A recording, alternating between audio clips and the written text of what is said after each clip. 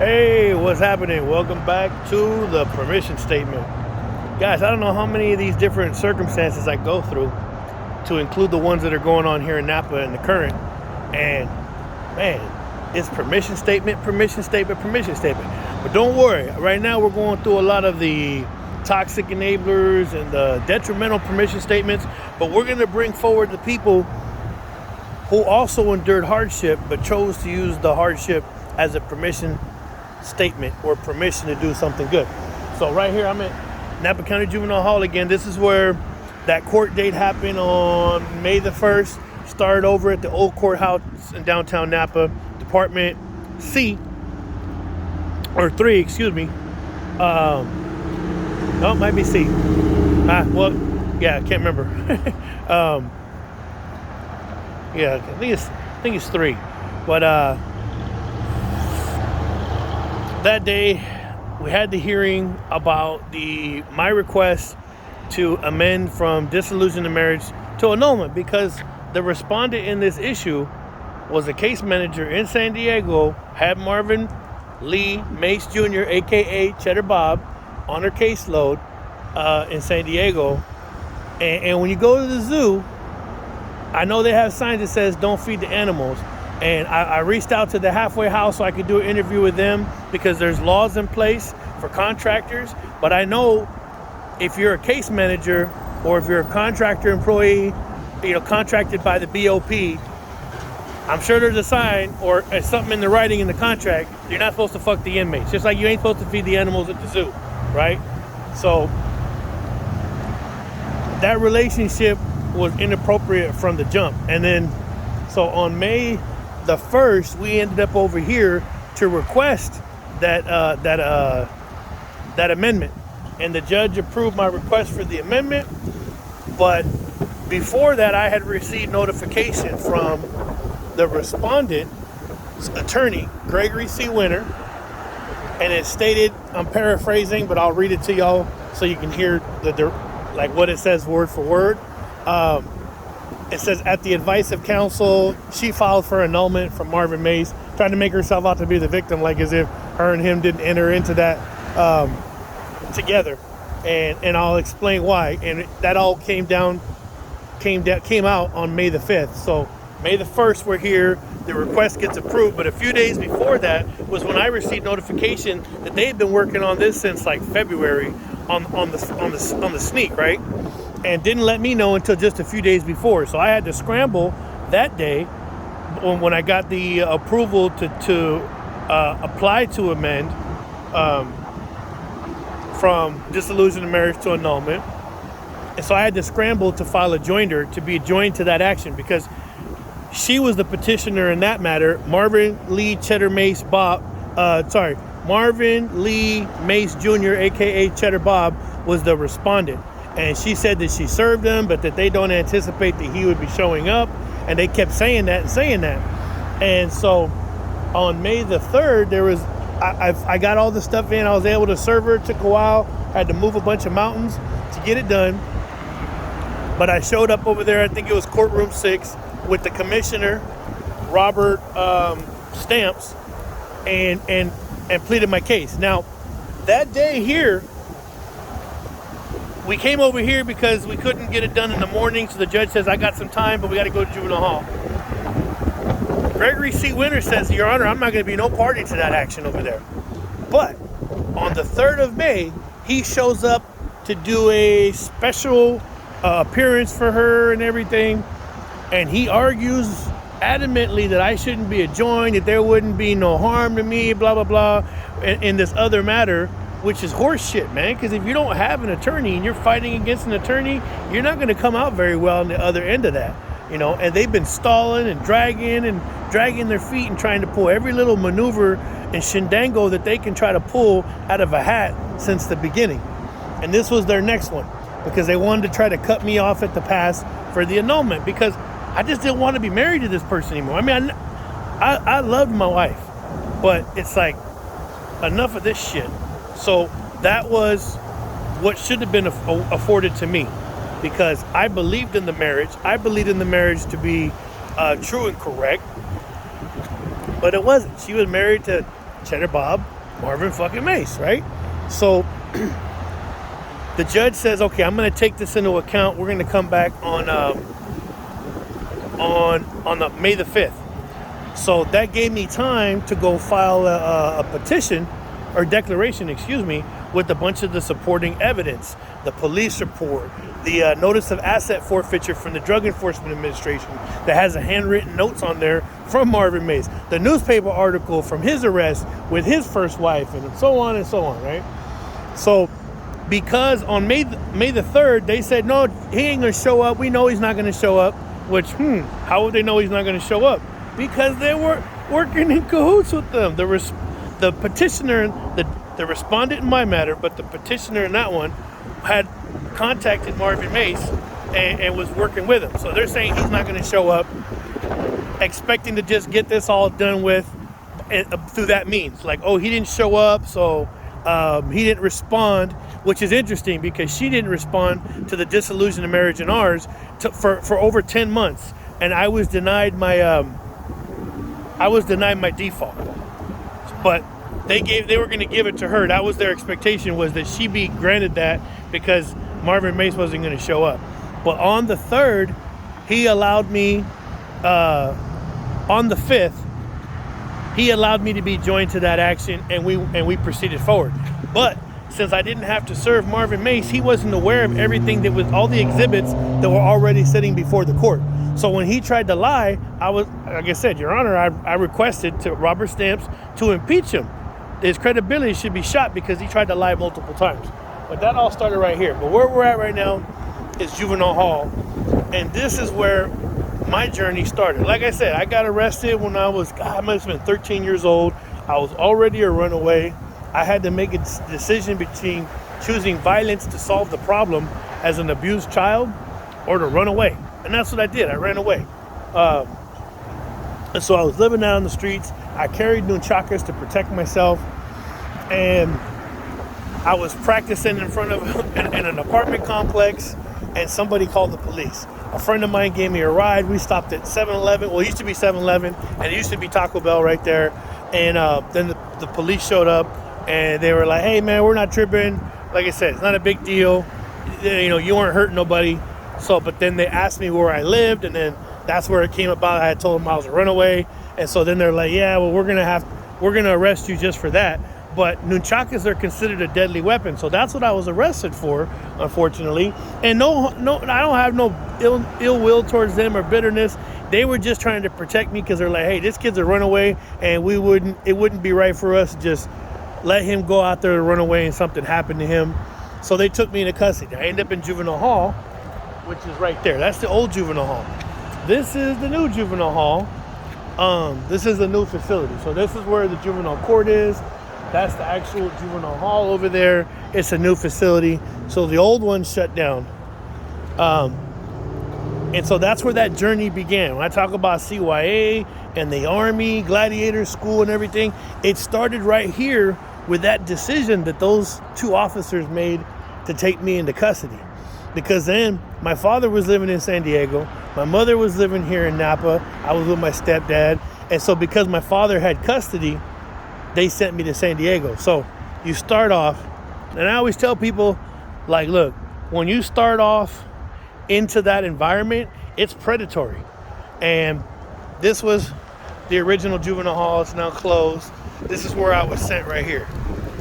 And so immediately, you have to be about what your environment is going to be. So you have to be willing to fight.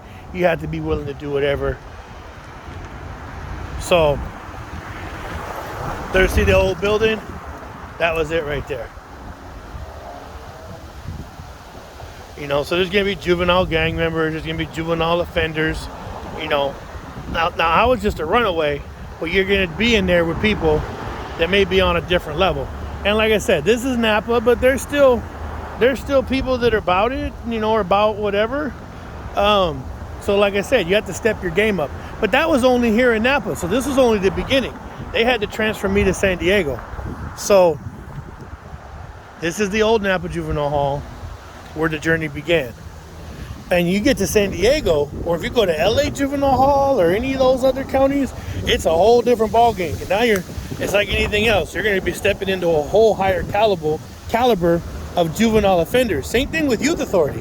When you go to Fred C. Nellis, that's the youngest of the offenders, where the older offenders, for the most part, they've had a little bit of taste of life, and they want to get back to that. Some of these young, 13, 14-year-old kids, they're going through hormonal stuff, and they're young, they're crazy, and they're reckless because their path is not outlined. They may not have children at that point, so they care much less. And in this juvenile hall right here, talk about a predatory, dangerous environment. I mean, even this being Napa, the respondent in this matter is a social worker for Napa County for Child Welfare Services. And she had explained to me she had to respond to an urgent matter here at this juvenile hall where one of the kids had been raped by another one of the kids. So even here in Napa at this juvenile hall, that's what I'm saying. If you're weak and you ain't about fighting and getting it done, you'll get fucked. and it happened right here not too long ago in Napa at this juvenile hall. So San Diego is just that much more. I remember this guy, we were in the court tank in San Diego where I was going to court for all this stuff. And he was talking all kinds of crap to these three other dudes. And they were just laughing at him, and I couldn't figure out why. He was just going off talking. They had knocked him out and took turns rubbing their pecker all over his mouth. They were rivals. They were.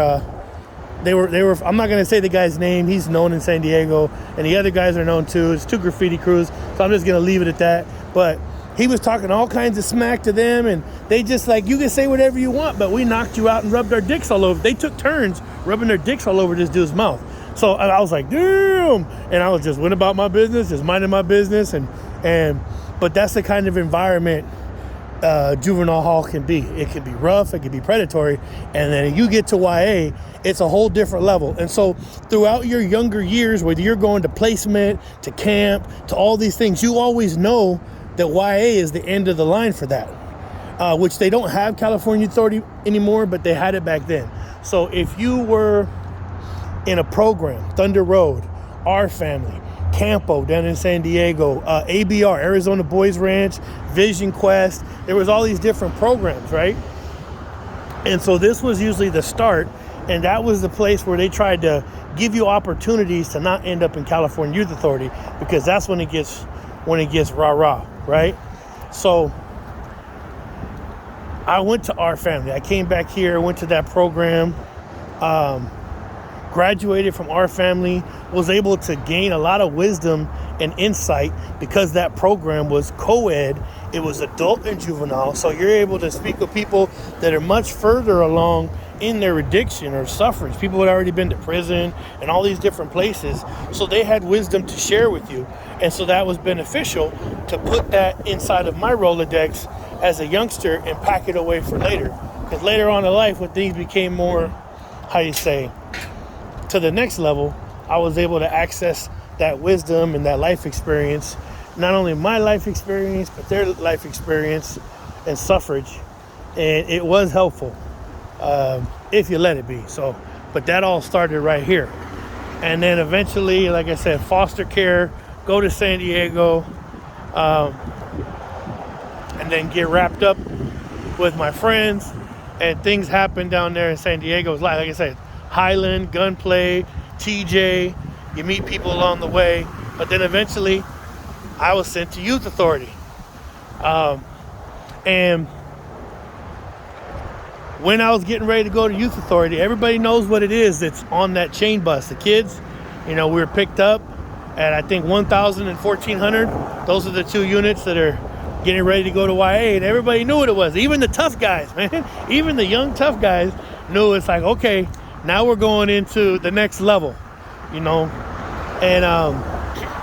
we showed up and we were sent to our different cottage. Jupi from El Cajon Dukes, I think, which is Jose Lucero, the guy from the Mayans, that showed the Mayans. And there was Miguel, Alex Trejo. Not Danny Trejo, not the actor, but Alex Trejo. And he was from Big Hazard. And I looked up the scene, and it says outsourcing or something on American Me, the movie. And he's the one that pulls the curtain back, is looking out the window in that scene. Well, he was in California Youth Authority with us there on either Gibbs or Sutter. It was one of those two units.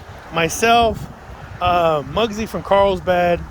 There was Fernando Salazar, which is my friend. He eventually passed away from drunk driving, and I'll get into that story. And Phantom and Beaver from FCW. They were there for a murder. I know Beaver got into some kind of argument with some guy across from the trolley station on Palm Avenue and stabbed him in the heart. And they were there, and there was some kind of issue over the TV. So I had never been in a riot before, but that's when you're gonna start getting into riots. They have them in Juvenile Hall ish, but not like the ones in California Youth Authority and prison and all that shit. No, it's a whole different thing. So I can't remember if it was Sutter or Gibbs, but the riot jumped off. This guy Spank Booty from Uptown Bloods, he cracked that dude Animal from Big Hazard in the face with the domino pack. Which these riots, people are running around with socks filled with batteries and splitting people's heads open and knocking teeth out and breaking jaws, and packs of dominoes inside socks and swinging them, and it's going down. And they know how to fight, and that's why they call it Gladiator School, because you're going to learn how to fight there if you don't already know. If you don't, you're going to become a victim real quick, because like I said, it's a predatory environment. And there was somebody else there with us, not going to say his name, but later on, when I tell you guys about Carlos and his kids, and we're at the funeral, and they had said more than likely the person or persons who killed Carlos are here right now because they were his friends. The person who was eventually arrested was one of the guys that was side by side with me in that riot, with Muggsy and Beaver and Phantom and Fernando. He was eventually arrested and charged with the murder of that guy Carlos. So now him and the others, they went to trial and they beat it at trial. So like I said, I'm not going to say their name, but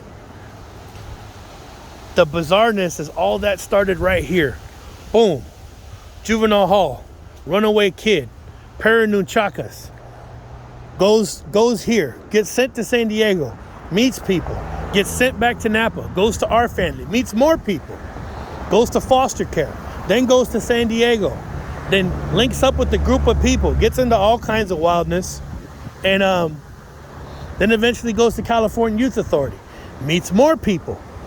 Then eventually, after leaving the military, people just getting murdered here and there and left and right. Because the more people you know in San Diego, the more people you're going to lose, unfortunately.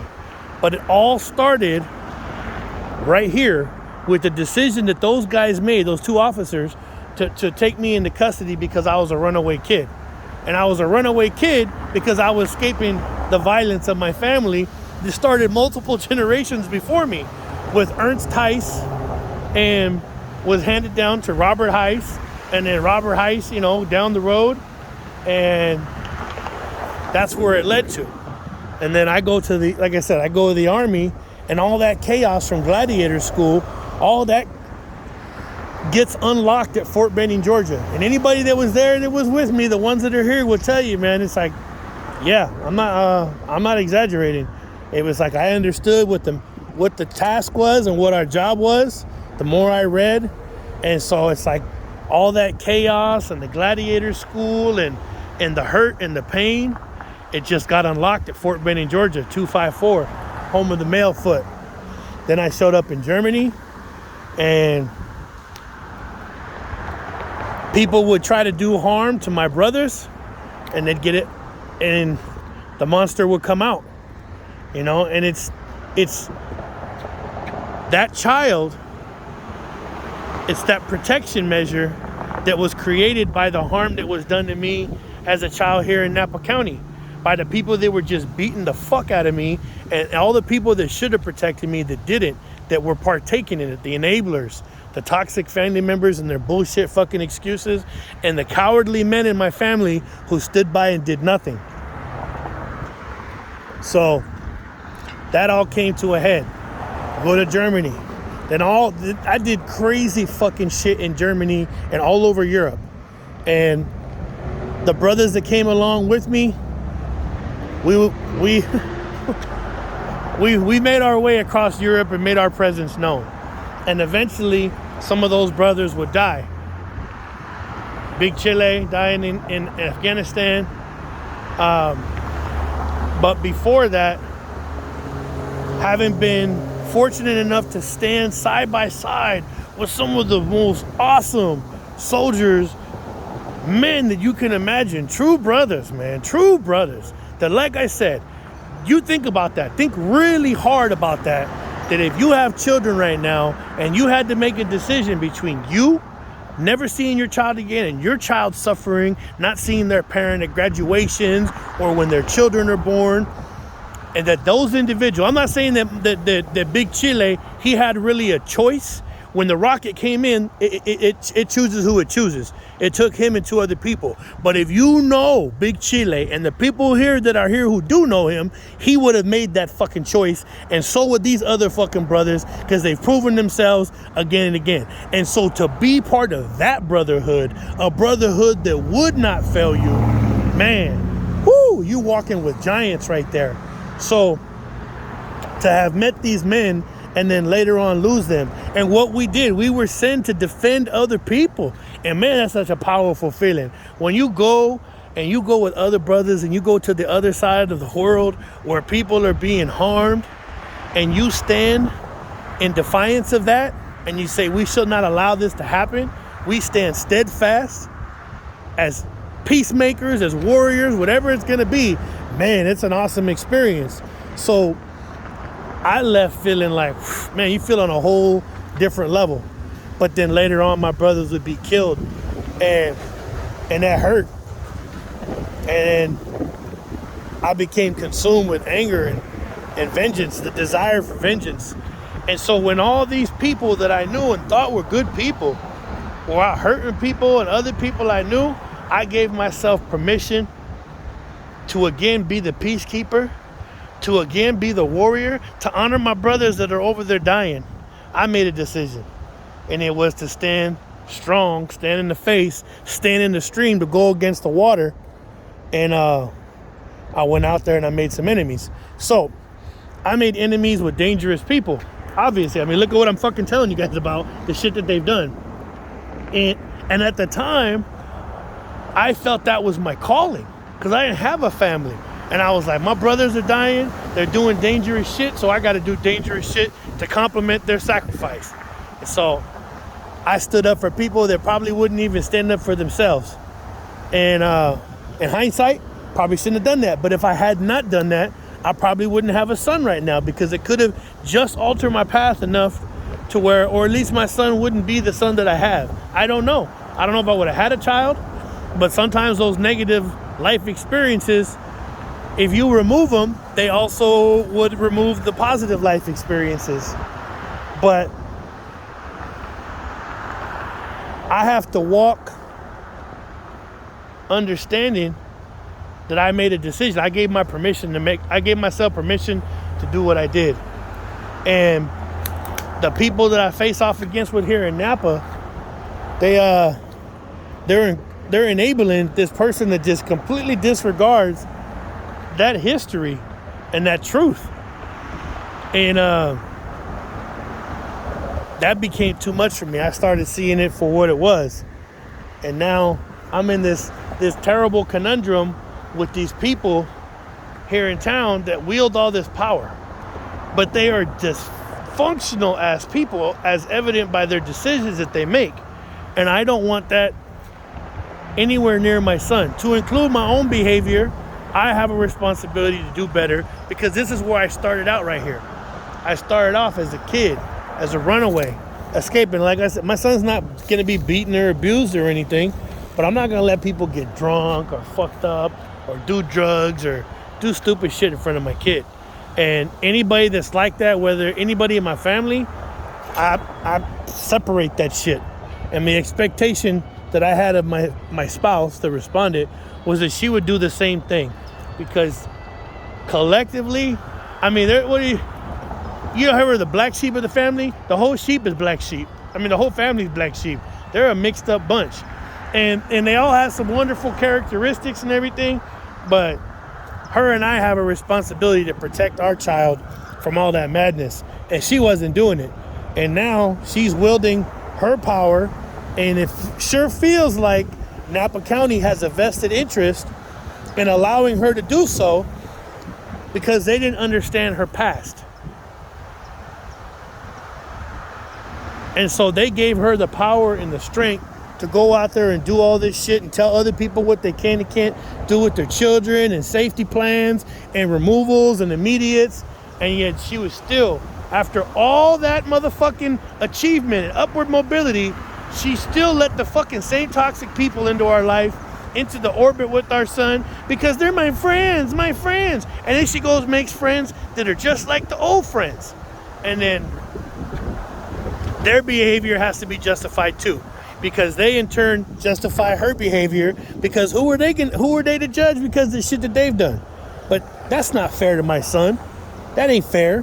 When most of the men in these people's families have been to prison or in gangs, and then you see an older generation of gang members active, and then you see a younger generation. So that means, yes, it's being handed down.